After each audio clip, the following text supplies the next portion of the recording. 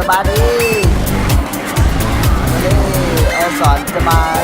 ดูไอบูต่างน้ำเคยเนาะปกติทุกมื้อเลยมื้อละซองเนาะไอบูตัวซีฟ้าแต่เนาะต้องเรื่องมากตัวซีฟ้านี่ช่วยเรื่องอย่างใดเนาะหลายคนอาจจะยังไม่ทันรู้แต่บางคนอาจจะรู้เนาะคือไอบูเนี่ยจะช่วยเกี่ยวกับการลดน้ำหนักเนาะช่วยเกี่ยวกับระบบเผาผลาญในร่างกายของเราให้ระบบเผาผลาญเนี่ยดีขึ้น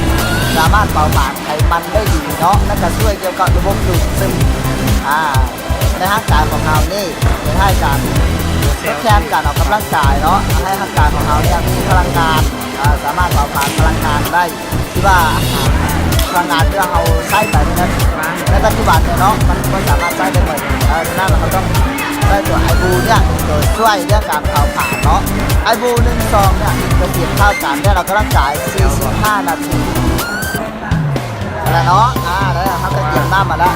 ได้น้ำมาประมาณเนาะใส่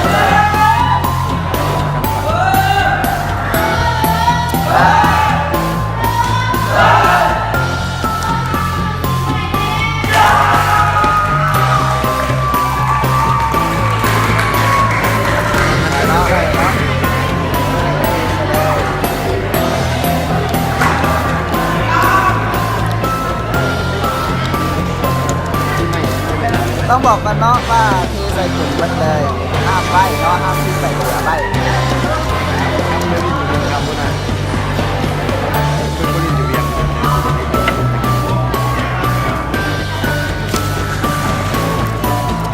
ี่ย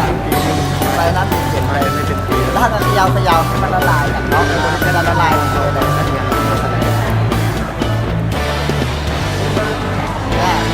มันจะละลายจนเทียบเลยนะมันจะเป็นสีนี้เนาะแล้วมันจะมีก้อนเนาะมันจะมีก้อนเปลี่ยนแปลงส่งรูปอะไรให้เราส่งให้เราด้วยส่งเราด้วยไม่งานมันกินแล้วมันจะสดชื่นดีเนาะงานเนาะบางคนเนี่ยมักกินกาแฟกับข้าวเนาะเขาอยากเลิกกาแฟกันไหนเนาะเนื่องจากกาแฟเนี่ยมีคาเฟอีนที่ว่าเป็นสารที่เข้าไปกันกดประสาทในร่างกายของเราเนาะเป็นสารสเตียรอยด์ให้เซลล์ในร่างกายของเราเสื่อมเนาะไม่อยากกินอาหารประเภทไม่อยากกินกาแฟเนาะหรือว่าไม่อยากกินยาเนาะหลายคนเนี่ยเขาควรแก้กันไหนเนาะในส่วนต้องบอกก่อนว่าเอาไอบูไปกินเนาะไอบูเนี่ยจะช่วยทำได้เนาะไอบูเนี่ยเป็นตัวทดแทนการออกกำลังกายได้มันสามารถเพิ่มออกซิเจนในสมองเราได้เนาะเข้าการไขมันสำหรับคนที่อยากออกกำลังกายเนาะทำไงกันบ้างก่อนจะออกกำลังกายเนี่ยเขากินไอบูก่อน1 ซองเนาะเขาจะไปออกกำลังกายมันจะได้ดีเลยจะออกกำลังกายได้เป็น3 หรือ 4 เท่าเนาะปกติเนาะคือไอตุ้ยเนาะไอตุ้ยเราเป็นนักที่ว่านักเล่นกล้ามเนาะนักเล่นเนาะเล่นกล้ามได้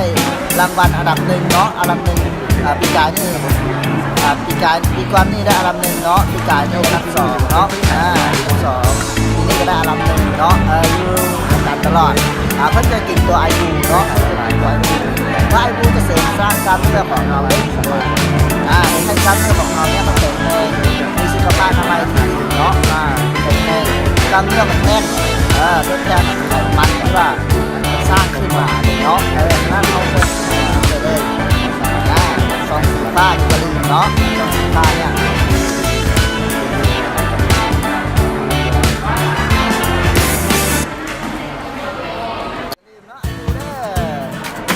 สำหรับวันนี้ขอลาไปก่อนสบายดี